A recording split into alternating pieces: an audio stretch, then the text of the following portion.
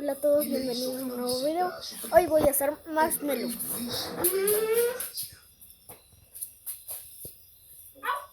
Balduino voltea y le pregunta al rey Luis, ¿me ayudarías? ¿Salvarías estos objetos?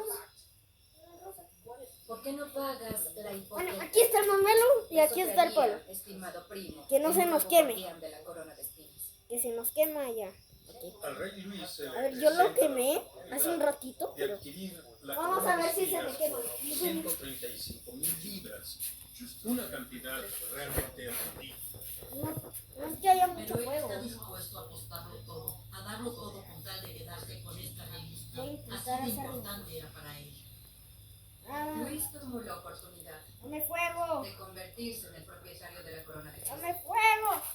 Pero primero, Necesito hacer esta el rey cosa. debe tener este Necesito preciado ser el objeto en angelito. sus manos. ¡Ay! ¡Ay! ¡Oh! Luis envía a dos frailes, Jacques Se me y quemó. André, Bueno. con mucho oro, para comprarle la corona al comerciante veneciano. Au, au, au. Pero llegan Me tarde. quemé, me quemé. La reliquia y su nuevo propietario ya se habían ido. Vení, vení.